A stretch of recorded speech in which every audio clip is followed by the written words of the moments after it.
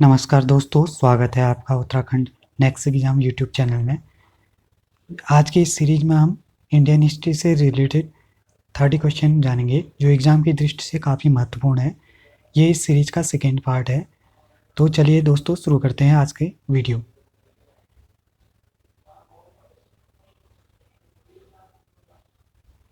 आज का पहला प्रश्न है, कर्नाट वंश का संस्थापक कौन था? इसके ऑप्शंस हैं नानीदेव, नरसिंहदेव, विजयदेव, हरिदेव। इस प्रश्न का सही उत्तर है ऑप्शन ए नानीदेव। कर्नाट वंश के संस्थापक नानीदेव थे। वे एक महान योद्धा थे। नानीदेव ने कर्नाट की राजधानी सिमरावगढ़ को बनाया था। इनका शासनकाल 1097 ईस्वी से लेकर 1325 ईस्वी तक चला। इसको मिथिला का स्वर्णकाल भी कहा जाता है। अगला क्वेश्चन है, कनिष्क के शासनकाल में बौद्ध सभा किस नगर में आयोजित की गई थी? ऑप्शंस हैं मगध, पाटलिपुत्र, कश्मीर और राजगृह। इस प्रश्न का सही उत्तर है ऑप्शन सी कश्मीर। बौद्ध धर्म की चौथी और अंतिम संगति थी जो कुषाण काल में कनिष्क के राज्यकाल में कश्मीर के कुंडलवन में हुई थी। इसकी अध्यक्षता वसुमित्र ने की थी। अश्वघोष इसके उपाध्यक्ष थे। अगला क्वेश्चन है, निम्नलिखित में से किसने अष्टप्रधान का गठन किया है? ऑप्शन हैं चंद्रगुप्त, अशोक, हर्षवर्धन और शिवाजी। इस प्रश्न का सही उत्तर है ऑप्शन डी शिवाजी। अष्टप्रधान का गठन जो है शिवाजी ने किया हुआ था। शिवाजी ने राज्य के प्रशासन के लिए केंद्रीय स्तर पर इसकी व्यवस्था की थी। इसके अंतर्गत 8 मंत्रियों को नियुक्त किया गया था, जैसे कि इसमें पेशवा, अमात्य, मंत्री, सचिव, सुमंत, सेनापति, पंडित राव और न्यायाधीश आदि शामिल होते थे। ये शिवाजी के राज्य में आधुनिक काल के सचिवों की भांति कार्य करते थे। अगला क्वेश्चन है, चोल वंश का संस्थापक कौन था? ऑप्शंस हैं विजयालय, करिकाल, राजा राम प्रथम और हरिसेन। इस प्रश्न का सही उत्तर है ऑप्शन ए विजयालय। चोल साम्राज्य की स्थापना विजयालय ने की थी, जो कि प्रारंभ में पल्लवों का एक सामंती सरदार था। इसने 1850 ईस्वी में तंजौर को अपने अधिकार में कर लिया था। अगला क्वेश्चन है, अलाई दरवाज़ा का निर्माण किस सुल्तान ने करवाया? ऑप्शंस हैं इल्तुतमिश, अलाउद्दीन खिलजी, बलवन, फिरोज तुगलक। इस प्रश्न का सही उत्तर है ऑप्शन बी अलाउद्दीन खिलजी। अलाई दरवाज़ा का निर्माण सुल्तान अलाउद्दीन खिलजी ने करवाया था। यह कुतुब मीनार के निकट ही था। इसका निर्माण लाल पत्थरों और संगमरमर के द्वारा हुआ था। अगला क्वेश्चन है, निम्नलिखित में से किसने 12 मासा की रचना की थी? ऑप्शंस हैं अमीर खुसरो, रसखान, मलिक मोहम्मद जायसी, अलवरूनी। इस प्रश्न का सही उत्तर है ऑप्शन सी मलिक मोहम्मद जायसी। 12 मासा की रचना मलिक मोहम्मद जायसी ने की थी। जायसी की और रचनाएं भी हैं, जैसे पद्मावत है, अखरावट है तथा आखिरी कलाम है। इनमें पद्मावत का हिंदी साहित्य में महत्वपूर्ण स्थान है। अगला क्वेश्चन है, मध्यकाल में बटाई शब्द किससे संबंधित था? ऑप्शन हैं संपत्ति कर, धार्मिक कर, लगान निर्धारण का तरीका और उपहार। इस प्रश्न का सही उत्तर है ऑप्शन सी लगान निर्धारण का तरीका। मध्यकाल में बटाई शब्द जो था लगान निर्धारण की एक पद्धति थी। इसमें वास्तविक उपज का बंटवारा राज्य और कृषक के बीच में होता था। अगला क्वेश्चन है, द्वैत शासन का जनक किसे कहा जाता है? ऑप्शंस हैं Hector Munro, Lord Clive, Lord Macaulay, sir Lionel Curtis. इस प्रश्न का सही उत्तर है option D sir Lionel Curtis. Sir Lionel Curtis को द्वैत शासन का जनक माना जाता है। इसमें दीवानी और कानून व्यवस्था की जिम्मेदारी अलग कर दी गई थी। अगला क्वेश्चन है, 1857 के विद्रोह को किसके द्वारा प्रथम भारतीय स्वतंत्रता संग्राम के रूप में वर्णित किया गया था? ऑप्शन हैं Bal Gangadhar Tilak, V D. Savarkar, R C. Majumdar, Dadabhai Naoroji. इस प्रश्न का सही उत्तर है option B V D. Savarkar. V D. Savarkar ने अपनी पुस्तक the Indian war of independence 1857 में 1857 के विद्रोह को सुनियोजित स्वतंत्रता संग्राम या प्रथम भारतीय स्वतंत्रता संग्राम की संज्ञा दी थी। अगला क्वेश्चन है, 1857 के विद्रोह के ठीक बाद बंगाल में निम्नलिखित में से कौन सा विप्लव हुआ था? ऑप्शन है सन्यासी विद्रोह, नील विद्रोह, संथाल विद्रोह और पावना विद्रोह। इस प्रश्न का सही उत्तर है ऑप्शन बी, नील विद्रोह। 1857 के ठीक विद्रोह के बाद जो हुआ था बंगाल में नील विद्रोह हुआ था। नील विद्रोह की शुरुआत बंगाल के नदिया जिले के गोविंदपुर गांव में हुई थी। अगला क्वेश्चन है निम्नलिखित में से कौन सा स्थान गडकरी विद्रोह का केंद्र था? ऑप्शन है कोल्हापुर, बिहार, सिलहट तथा सूरत। इस प्रश्न का सही उत्तर है ऑप्शन ए, कोल्हापुर। गडकरी लोग मराठाओं के किलों में काम करने वाले उनके वंशानुगत कर्मचारी होते थे। अगला क्वेश्चन है भारत में अंग्रेजों ने प्रथम मदरसा कहाँ स्थापित किया था? इस प्रश्न के ऑप्शंस हैं मद्रास, बम्बई, अलीगढ़ और कलकत्ता। इस प्रश्न का सही उत्तर है ऑप्शन सी, कलकत्ता। सन 1780 में वॉरेन हेस्टिंग ने कलकत्ता में मदरसे की स्थापना करी थी। अगला क्वेश्चन है 1880 के दशक में इंडियन मिरर अखबार का प्रकाशन कहाँ से होता था? ऑप्शन हैं उत्तर प्रदेश, कलकत्ता, मद्रास और पांडिचेरी। इस प्रश्न का सही उत्तर है Calcutta, option B. Indian mirror अखबार का प्रकाशन कलकत्ता से होता था। इसकी स्थापना 1861 में देवेंद्रनाथ टैगोर तथा मनमोहन घोष ने की थी। अगला क्वेश्चन है निम्नलिखित में से कौन भारतीय जागृति का जनक कहलाता है?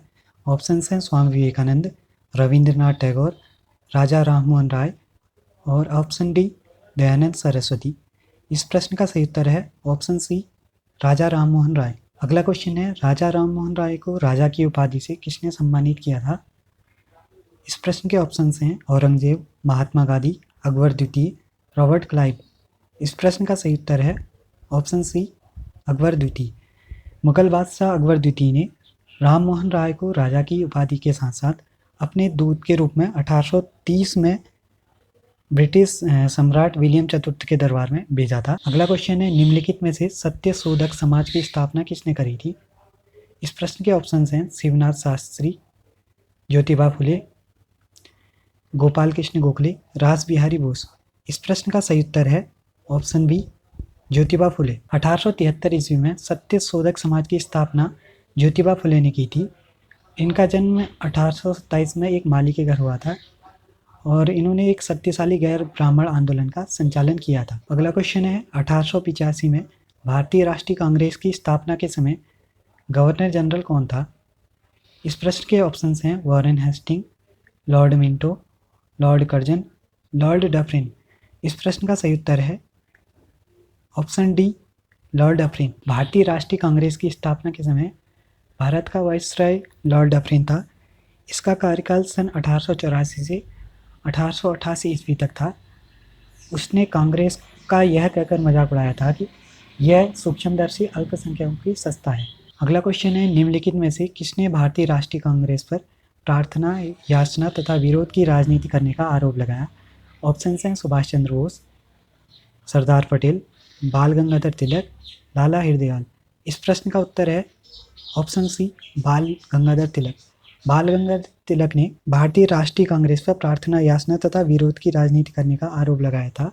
ये मानते थे कि भारतीय राष्ट्रीय कांग्रेस के जो लोग हैं, उदारवादी लोग हैं, ये केवल प्रार्थना पत्र ही दे सकते हैं। अगला क्वेश्चन है निष्क्रिय विरोध के सिद्धांत का प्रतिपादन किसने किया? ऑप्शन हैं अरविंद घोष, बिपिन चंद्र पाल, महात्मा गांधी, बाल गंगाधर तिलक।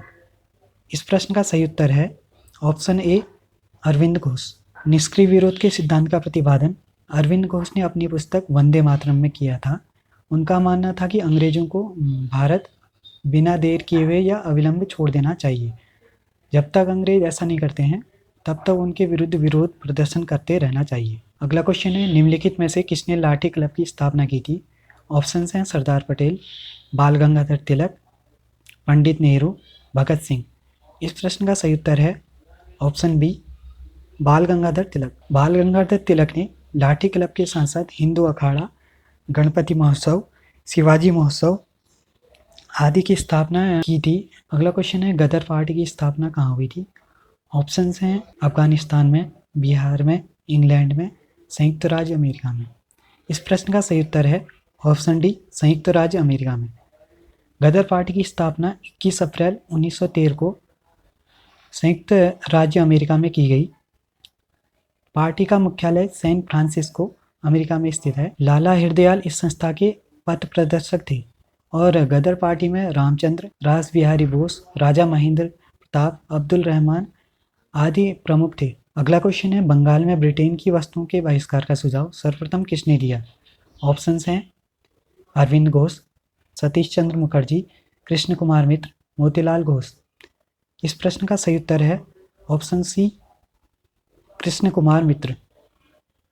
बंगाल में ब्रिटेन की वस्तुओं के बहिष्कार का सुझाव सर्वप्रथम बांग्ला पत्रिका जो संजीवनी थी उसके संपादक कृष्ण कुमार मित्र ने दिया था। इनका जो ये संजीवनी का प्रकाशन हुआ था वो 13 जुलाई 1905 के अंक में था। अगला क्वेश्चन है, भारत में ग्रैंड ओल्ड मैन की संज्ञा किसे दी जाती है? ऑप्शन है दादा भाई नौरोजी, गोपाल कृष्ण गोखले, सरदार पटेल, रमेश चंद्र बनर्जी। इस प्रश्न का सही उत्तर है ऑप्शन ए, दादा भाई नौरोजी। दादा भाई नौरोजी को लोग श्रद्धा से भारत के वयोवृद्ध नेता या grand old man of India कहते थे। 1892 ईस्वी में वे पहले भारतीय थे जो उदारवादी दल की ओर से फिसबरी से ब्रिटिश संसद के सदस्य चुने गए। अगला क्वेश्चन है, ब्रिटिश काल में दिल्ली से पहले भारत की राजधानी कहाँ थी? ऑप्शंस हैं बम्बई, कोलकाता, पटना और सूरत। इस प्रश्न का सही उत्तर है ऑप्शन बी, कलकत्ता। ब्रिटिश काल में दिल्ली से पहले भारत की राजधानी कलकत्ता में थी। ब्रिटेन के राजा जॉर्ज पंचम के भारत आगमन के समय बंगाल विभाजन रद्द कर यह राजधानी कलकत्ता से दिल्ली स्थानांतरित करने की घोषणा की गई थी। अगला क्वेश्चन है, होम रूल लीग आंदोलन सर्वप्रथम किसने आरंभ किया? ऑप्शंस हैं सरोजनी नायडू, तिलक, एनी बेसेंट, सुरेंद्र नाथ बनर्जी। इस प्रश्न का सही उत्तर है ऑप्शन सी, एनी बेसेंट। भारत में होम रूल लीग आंदोलन सर्वप्रथम एनी बेसेंट ने प्रारंभ किया, लेकिन होम रूल लीग की स्थापना सर्वप्रथम अप्रैल 1916 में तिलक ने की थी। अगला क्वेश्चन है, भारत में मानव का सर्वप्रथम साक्ष्य कहाँ मिलता है? ऑप्शन है नीलगिरी पहाड़ियों में, शिवालिक पहाड़ियों में, नल्ला महल की पहाड़ियों में, नर्मदा घाटी में। इस प्रश्न का सही उत्तर है ऑप्शन डी, नर्मदा घाटी। भारत में मानवों का जो सर्वप्रथम साक्ष्य है मध्य प्रदेश के पश्चिमी नर्मदा क्षेत्र में स्थित हथनौरा नामक पुरास्थल से प्राप्त हुआ है। इसकी खोज पुरातत्वविद अरुण सोनकिया द्वारा 5 दिसंबर 1982 में की गई थी। अगला क्वेश्चन है, मूर्ति पूजा का आरंभ कब से माना जाता है? ऑप्शन हैं पूर्व आर्यकाल, उत्तर वैदिक आर्यकाल, मौर्यकाल, कुषाण काल। इस प्रश्न का सही उत्तर है ऑप्शन ए, पूर्व आर्यकाल। मूर्ति पूजा का प्रारंभ पूर्व आर्यकाल से ही माना जाता है। सैंधव सभ्यता में भी मूर्ति पूजा जो थी प्रचलित थी। अगला क्वेश्चन है, महावीर स्वामी को किस नदी के तट पर ज्ञानोदय प्राप्त हुआ था? ऑप्शन हैं यमुना, पलासिनी, ऋजुपालिका, गंगा। इस प्रश्न का सही उत्तर है ऑप्शन सी, ऋजुपालिका नदी।